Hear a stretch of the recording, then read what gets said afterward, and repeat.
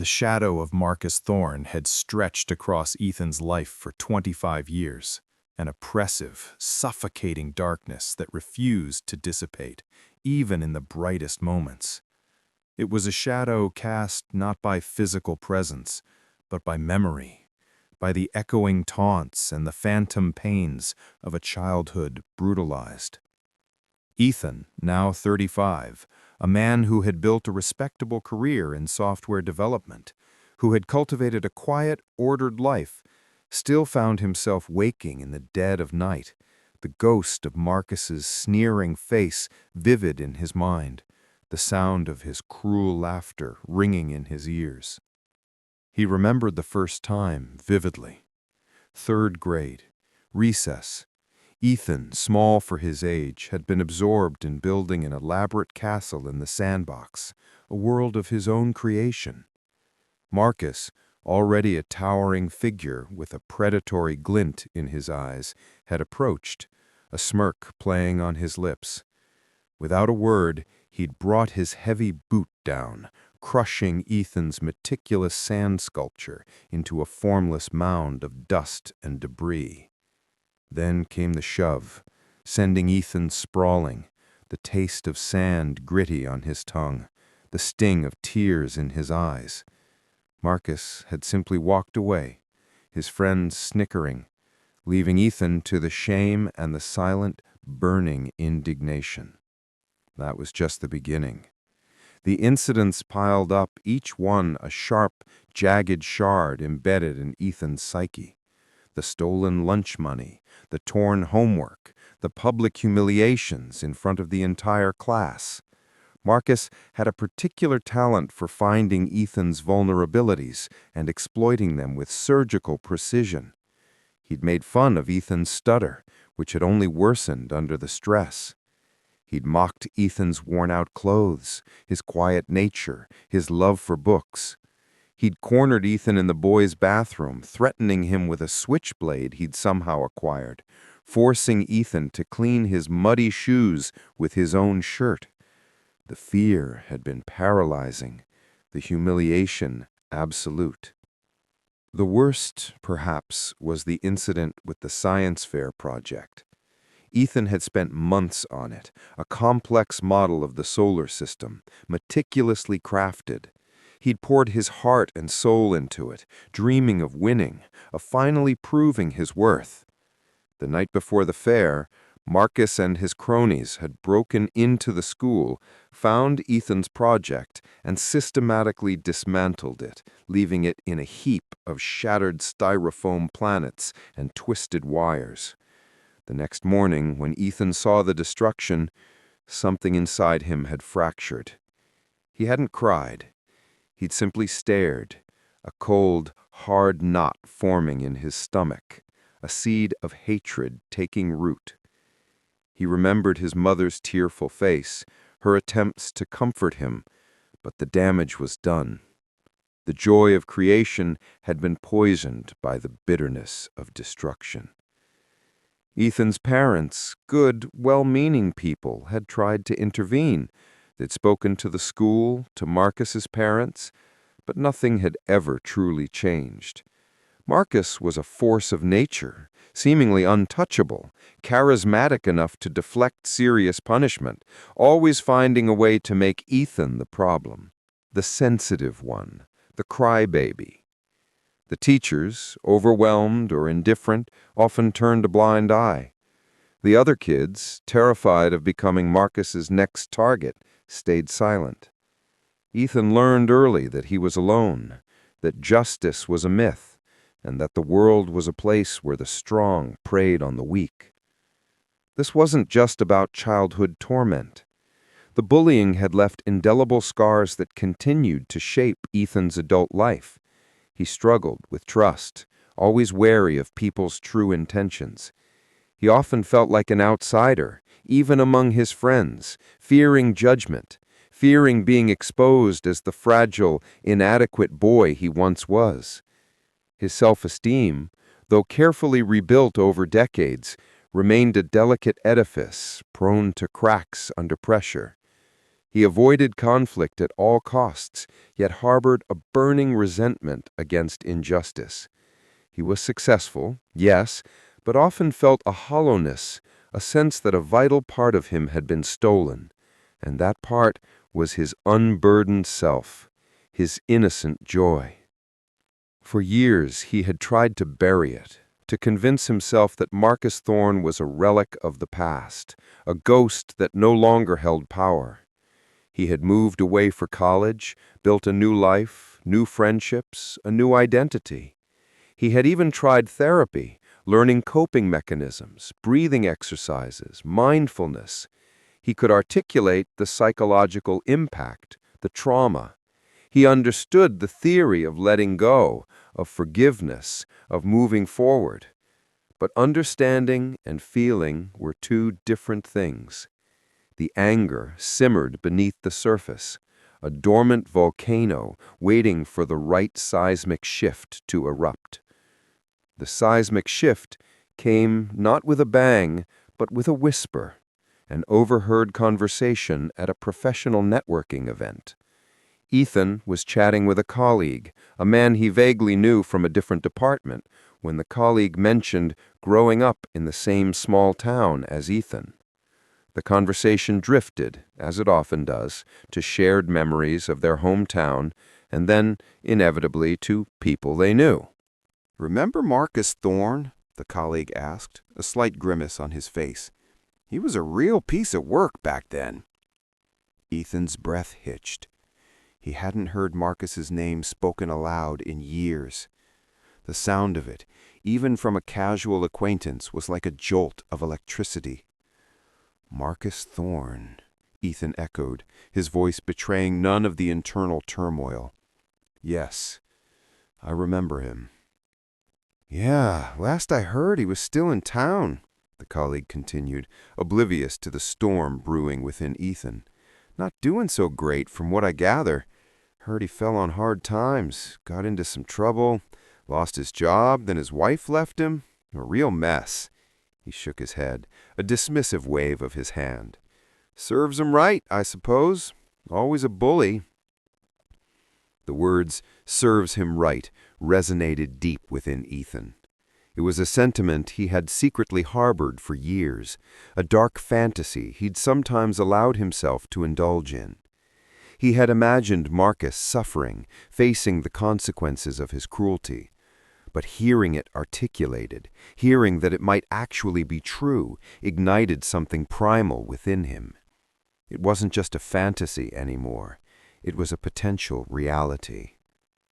That night, Ethan couldn't sleep. The colleague's casual remarks had ripped open old wounds, exposing the raw, festering anger he thought he had contained. He found himself pacing his apartment, his mind racing. Marcus Thorne struggling. Marcus Thorne alone. The thought should have brought him satisfaction, a sense of vindication. But it brought something else too. A cold, clinical curiosity and a rekindled, unsettling urge. He pulled out his old yearbook, its pages yellowed and brittle with age. He found Marcus's picture, a grinning, arrogant face staring back at him, eyes full of mischief and malice. Beneath it, a quote, "The world belongs to the strong." He traced the outline of the face with his finger, a tremor running through him. This was the face that had haunted his nightmares, the architect of his childhood misery. And now, the architect was reportedly crumbling. A decision began to coalesce in the dark hours before dawn. It wasn't just about curiosity. It was about closure. It was about confronting the ghost, not just in his mind, but in the flesh. It was about demanding an apology, an acknowledgement, a reckoning. It was about revenge. He needed to find Marcus. He needed to see him, to make him remember, to make him understand the depth of the pain he had inflicted. He needed to reclaim the power that Marcus had stolen from him so long ago. This wasn't just about vengeance for the sake of cruelty. It was about vengeance for the sake of healing, for the sake of finally being free. or so he told himself. The line between justice and retribution was thin, blurred, and Ethan was stepping dangerously close to crossing it. He felt a thrill he hadn't felt in years, a dark, potent energy coursing through his veins. The hunt was on. The next few weeks were consumed by a meticulous, almost obsessive search. Ethan started online, using what little information he had. His old hometown wasn't large, but it wasn't tiny either. He searched social media, public records, old news articles. It was harder than he expected. Marcus Thorne wasn't prominent online. There were no LinkedIn profiles, no active Facebook pages that matched. It was as if he had deliberately erased himself from the digital world.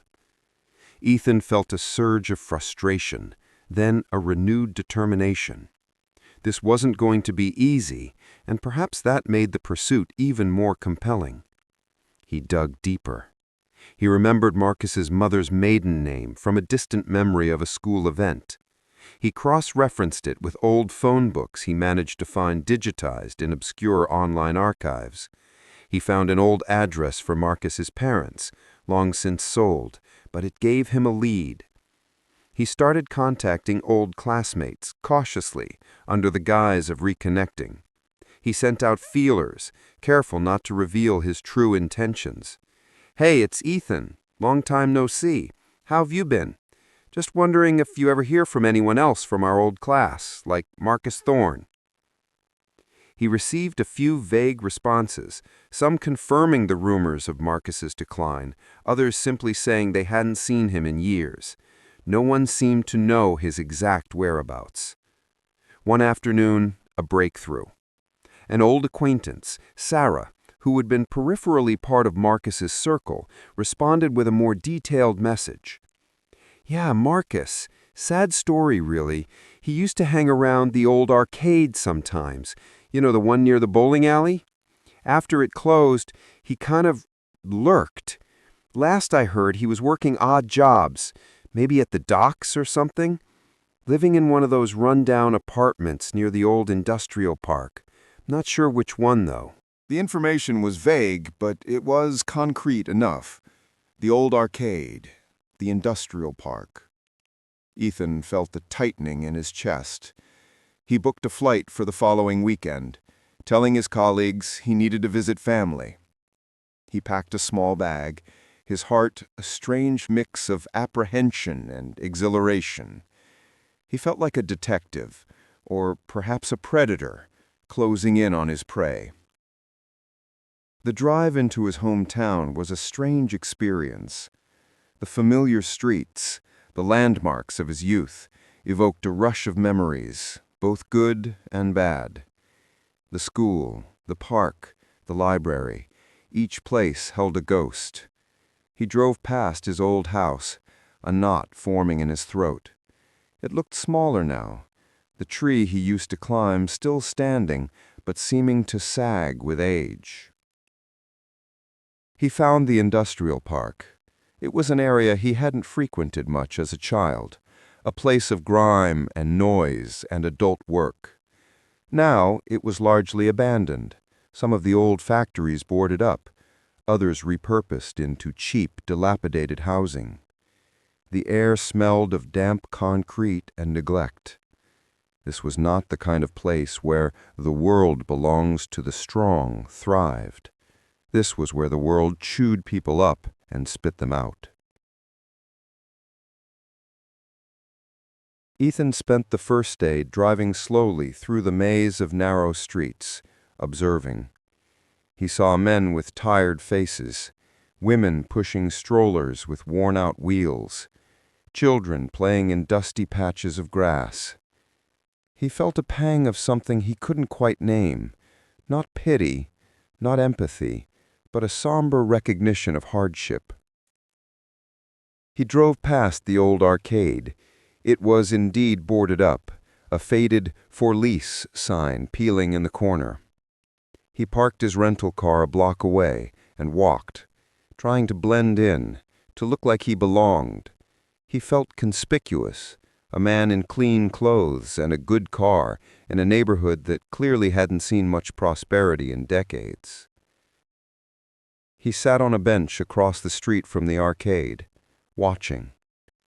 The sun began to set, casting long shadows. A few figures milled about, some talking in hushed tones, others simply staring into space. He scanned every face, his heart pounding with a nervous energy.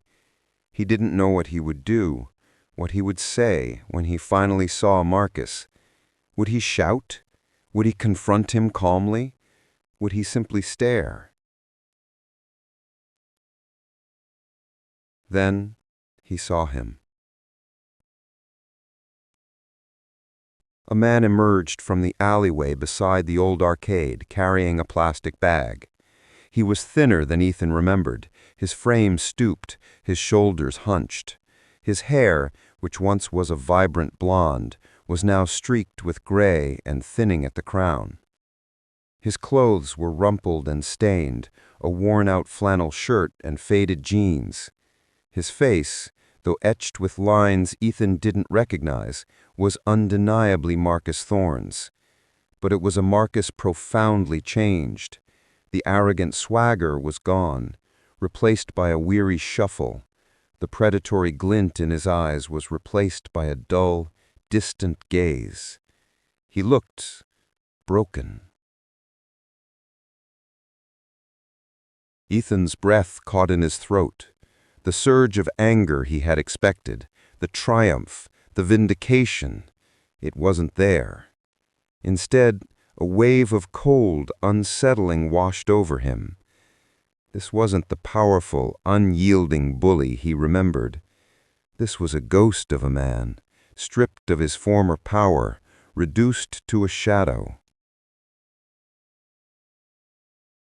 He watched Marcus walk slowly down the street, his head down, shoulders hunched. Marcus didn't notice Ethan. He didn't look up, didn't seem to notice anything beyond the path directly in front of him. He simply walked, a figure of quiet desolation, until he disappeared into one of the nondescript apartment buildings that lined the block. Ethan stayed on the bench long after Marcus was out of sight, the twilight deepening around him. The air grew colder, but he didn't feel it. His mind was a whirlwind of conflicting emotions. This wasn't the confrontation he had envisioned. This wasn't the powerful moment of reckoning he had rehearsed countless times in his head. This was just sad. The next morning, Ethan found himself drawn back to the industrial park. He couldn't shake the image of Marcus, diminished and defeated. His carefully constructed narrative of revenge, of confronting a still powerful oppressor, had crumbled. He needed to understand. The initial desire for retribution was still there, a low thrum beneath the surface, but it was now tangled with a gnawing curiosity, a strange sense of unease. He saw Marcus again, emerging from the same building, this time with a tattered backpack slung over one shoulder. He walked towards a bus stop, moving with the same slow, deliberate pace. Ethan, still in his rental car, followed discreetly, keeping several cars between them. Marcus boarded a city bus, and Ethan followed in his car, maintaining a safe distance. The bus route took them out of the industrial park, through some older, more residential neighborhoods, and finally stopped near the city's main library. Marcus disembarked, and Ethan watched him enter the building. A library? The Marcus Thorne he knew had mocked intellectual pursuits, had scorned books.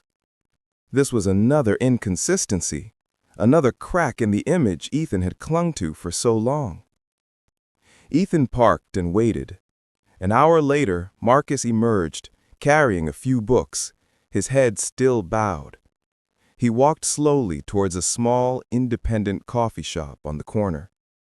Ethan watched him enter, then decided to follow, taking a table in the back, obscured by a large potted plant. Marcus ordered a black coffee and sat down at a small table by the window, opening one of his books.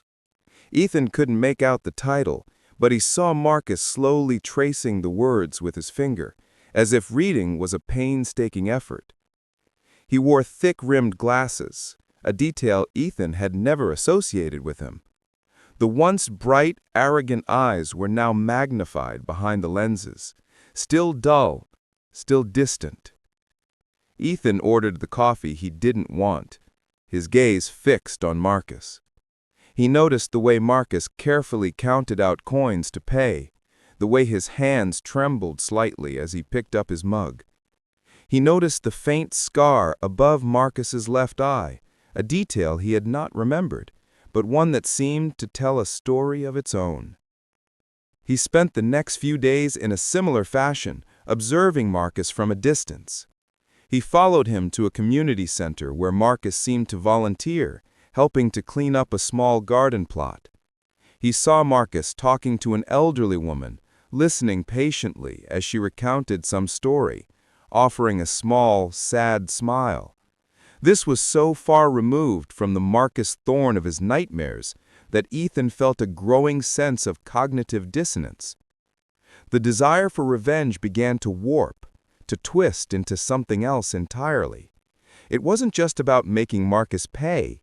It was about understanding why Marcus was paying and what he was paying for. The tragic secret, the colleague had said. Ethan needed to uncover it. One afternoon, Ethan saw Marcus walking towards a local hospital. This was it. This felt like the core of the mystery, the heart of the secret. Ethan's pulse quickened. He parked his car and followed Marcus inside, trying to appear casual, like any other visitor. He watched Marcus approach the information desk, speaking in a low voice. The receptionist pointed him towards a specific wing. Ethan waited a few minutes, then approached the desk himself. "Excuse me," Ethan said, trying to keep his voice steady. "I'm looking for... I think my friend just came in here. Marcus Thorne?" The receptionist, a kind-faced woman with tired eyes, checked her computer. "Marcus Thorne, yes, he's visiting his son, David Thorne, in room 312, oncology ward." Oncology ward. Son. The words hit Ethan like a physical blow. Oncology ward. Cancer. Marcus had a son with cancer. He felt a sudden dizzying lurch in his stomach. This was not the tragedy he had imagined. This was far, far worse. Ethan found himself walking down the sterile, fluorescent-lit corridor as the words echoed in his head. Room 312. He stopped outside the door, his hand trembling. He could hear hushed voices inside. He peered through the small window in the door. Marcus was sitting by the bedside of a young boy, perhaps 10 or 11 years old, who was pale and frail, hooked up to an IV drip. His head was mostly bald, a clear sign of chemotherapy. Marcus was holding the boy's hand, his head bowed, speaking softly. The expression on Marcus's face was one of profound grief, of utter helplessness, a raw, exposed pain that twisted Ethan's gut.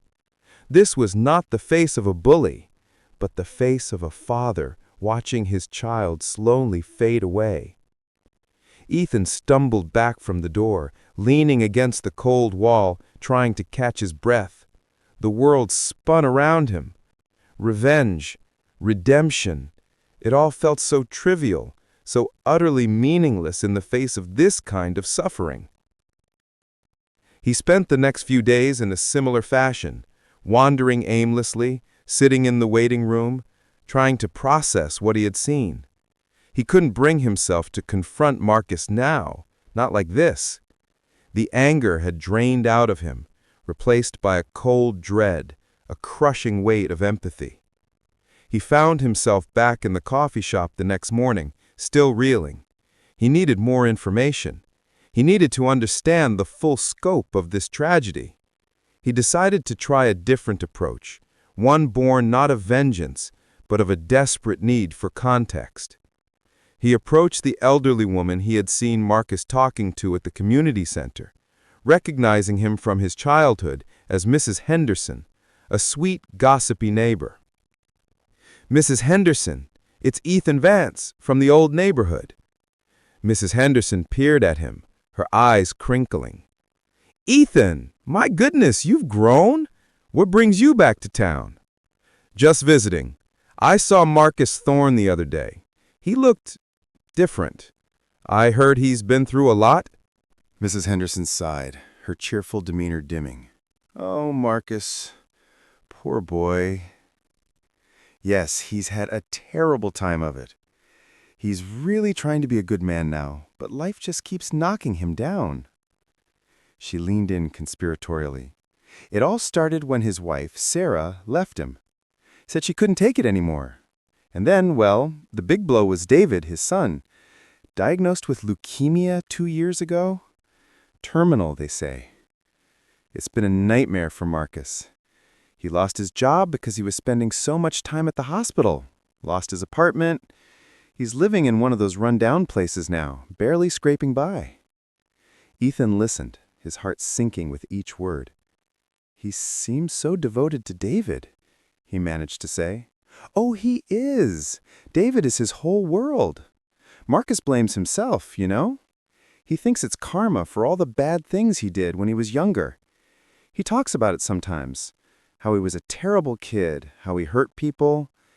He's trying to make amends in his own way. He volunteers at the community center, helps out at the soup kitchen when he can. He says he wants to show David that even bad people can change." Mrs. Henderson paused, her eyes welling up slightly. "It's a cruel twist of fate, isn't it? For someone who was so full of life, so arrogant, to be brought so low, and by something so utterly out of his control. He's been trying to get into some kind of nursing program, to learn how to care for David better, to understand the medical stuff. But it's hard when you're working odd jobs and sleeping on a friend's couch sometimes." Ethan thanked Mrs. Henderson, his mind reeling. He walked away, the weight of the information pressing down on him. Marcus, the unrepentant bully, was now a man consumed by guilt, struggling to care for his dying son, seeking redemption through selfless acts, and blaming himself for a cosmic injustice. The irony was brutal, agonizing. The image of Marcus tracing words in a library book suddenly made sense. He wasn't reading for pleasure. He was likely studying, trying to educate himself, trying to become someone better, someone capable of understanding his son's illness. The thick-rimmed glasses, the trembling hands, signs of exhaustion, of a life worn thin by grief and struggle. Ethan spent the next few days in a haze. He couldn't bring himself to leave town, but he couldn't face Marcus either. He drove around, revisiting the places of his childhood, but now everything was filtered through the lens of Marcus's suffering. The schoolyard where he'd been tormented now seemed like a distant, almost innocent playground compared to the real-world hell Marcus was living. He thought about his own childhood pain, the shame, the fear. It had been real, profoundly impactful, but it was a pain inflicted by human cruelty, a pain that, theoretically, could be confronted, understood, perhaps even forgiven. Marcus's pain was inflicted by fate, by a disease that recognized no justice, no past sins, no inherent worth. How could he possibly seek revenge against a man who was already being devoured by something so much larger and more terrifying than any human retribution? He remembered the science fair project, shattered and broken. He remembered the feeling of utter helplessness. He realized now that Marcus, in a different way, was experiencing that same helplessness, but magnified 1,000-fold. His son, his creation, his hope, was being systematically dismantled by an unseen force. He started to see Marcus's past bullying in a new, albeit unsettling, light. Not as an excuse, but as a possible origin. Could Marcus's own childhood have been one of pain and neglect? Could his arrogance have been a shield, his cruelty a desperate attempt to assert control in a world where he felt powerless? Mrs. Henderson had said Sarah left him because she couldn't take it anymore. Was there more to Marcus's story than just being a bad kid? He decided to seek out one more person, someone who had been closer to Marcus than anyone else in their youth, Kevin, Marcus's best friend back then, a silent accomplice in many of the bullying incidents. Kevin was harder to track down, having moved out of state years ago, but Ethan's persistent online sleuthing finally found him on a professional network, now a successful architect in another city.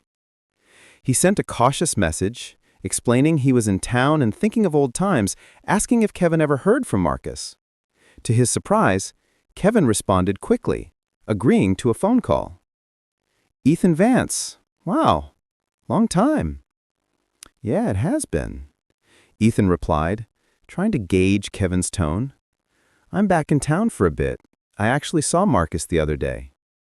There was a pause on Kevin's end. "Oh, Marcus. Yeah, it's a lot, isn't it?" "It is," Ethan said, choosing his words carefully.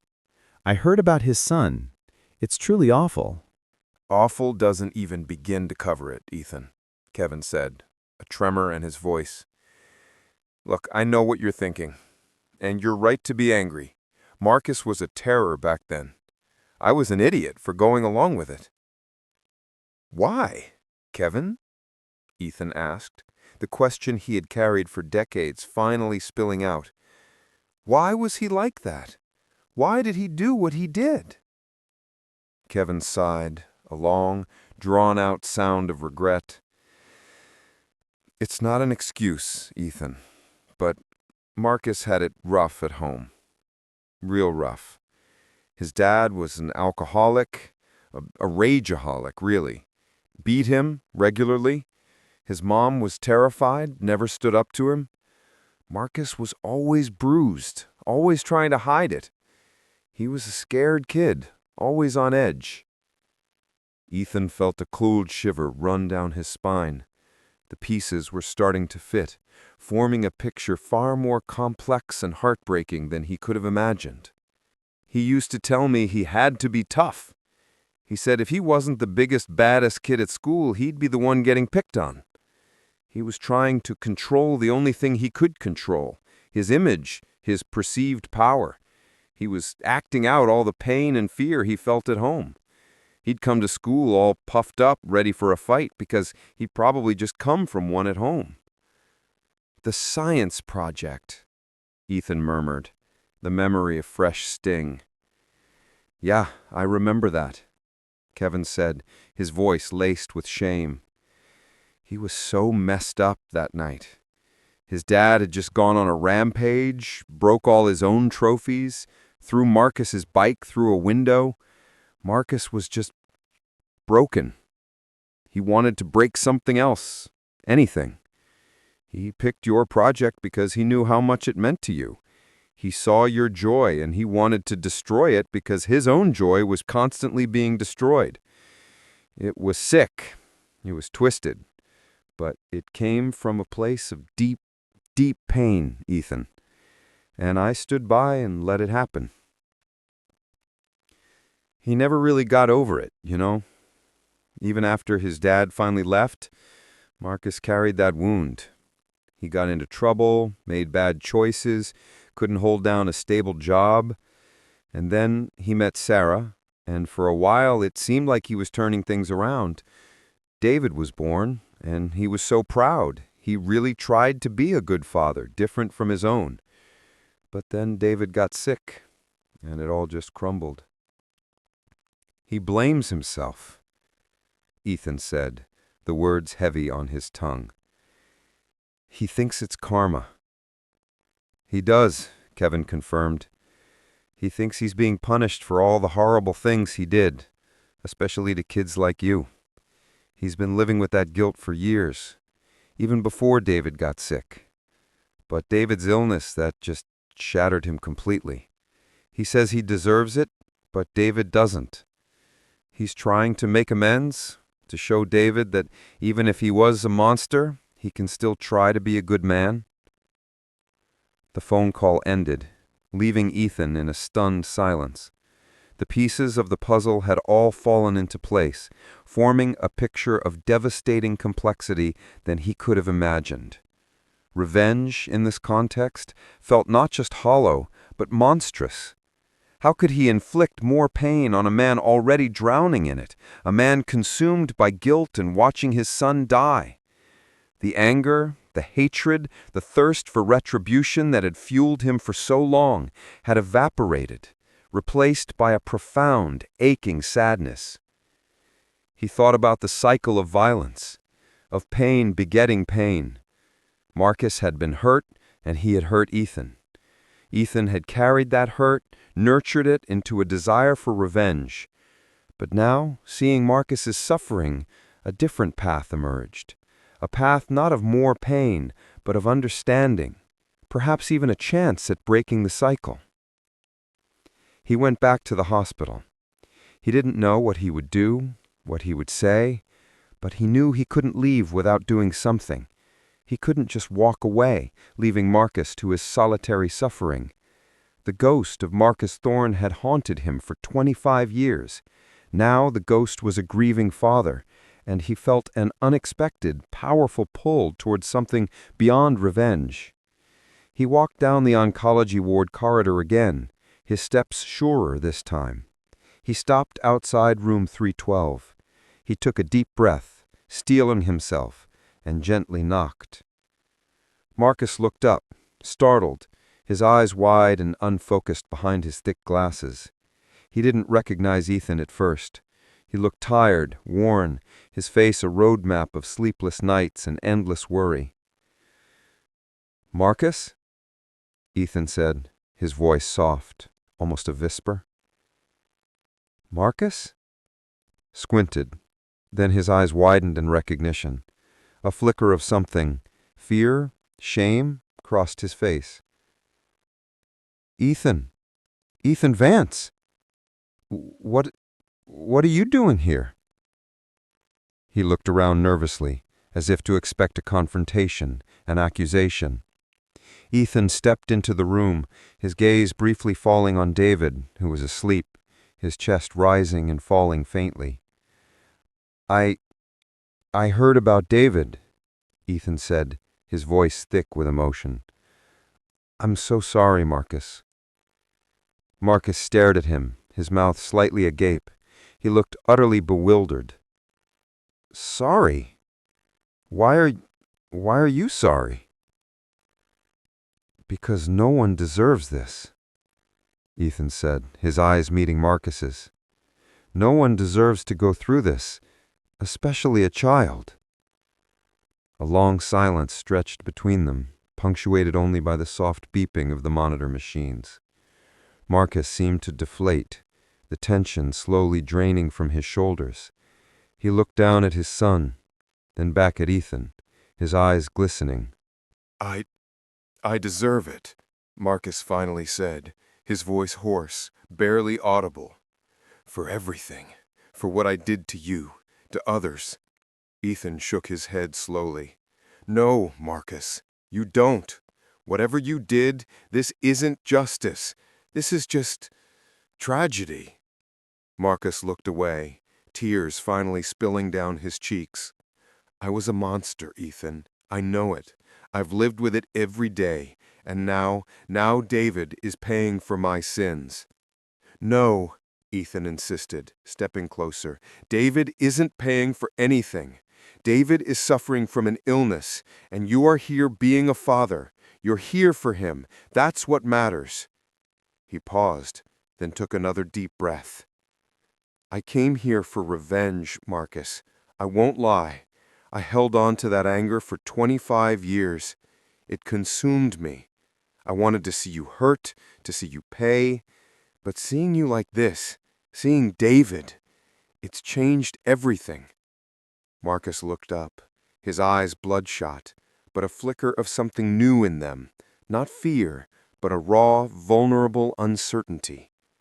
"What are you saying?" I'm saying I don't want revenge anymore, Ethan said, the words feeling liberating as they left his lips. I don't want to add more pain to your life. I want to understand. I want to help if I can. Marcus stared at him, tears still streaming down his cheeks. How would you help me after everything? Because I've learned that holding on to hatred only hurts me, and because David deserves a fighting chance, and you deserve support. Everyone deserves a chance at redemption, Marcus, even you, even me, from the person I was when I sought revenge. He reached into his pocket and pulled out a small stack of business cards. I have connections, Marcus, in the tech world, in healthcare. I can help you navigate the system, find resources, maybe even get you into that nursing program you were looking at. I can't cure David, but I can help you fight for him. Marcus looked at the cards, then back at Ethan, his expression a mixture of disbelief and a fragile, burgeoning hope. Ethan, I don't know what to say. I don't deserve this. Maybe not, Ethan said, a ghost of a smile touching his lips. But David does. And maybe, just maybe, this is a chance for both of us to finally heal, to finally let go of the past. He extended his hand. Marcus hesitated for a moment, then slowly reached out, his trembling hand grasping Ethan's. It was a firm, honest handshake, a bridge built not on forgiveness, but on shared humanity, on the profound understanding of suffering and the desperate hope for something better.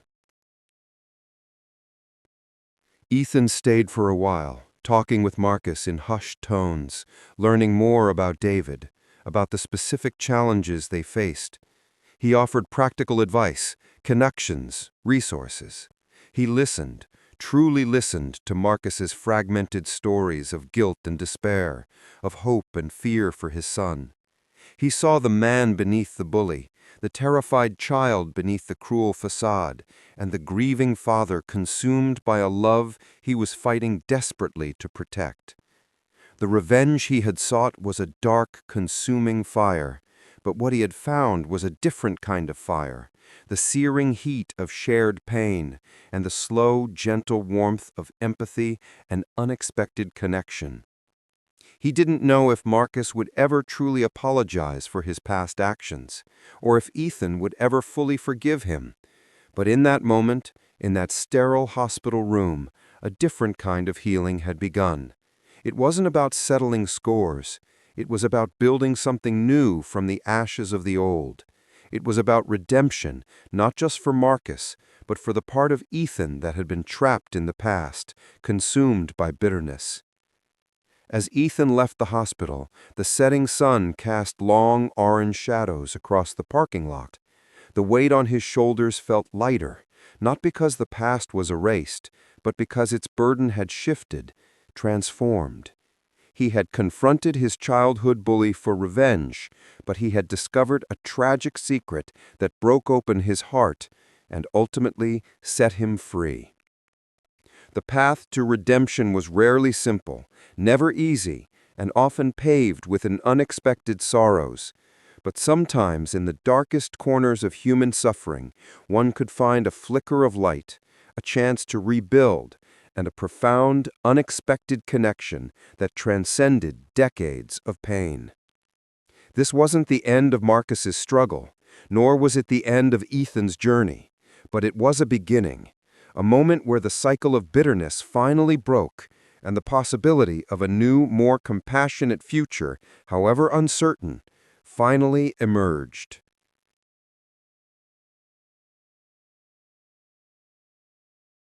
If this story of profound transformation and the complex path from vengeance to empathy resonated with you, if it made you pause and consider the hidden depths of human suffering and the unexpected turns on the road to redemption, please consider subscribing to the channel. Your support helps us continue to explore these powerful narratives and delve into the intricate dramas of life, loss, and the enduring human spirit. Thank you for watching.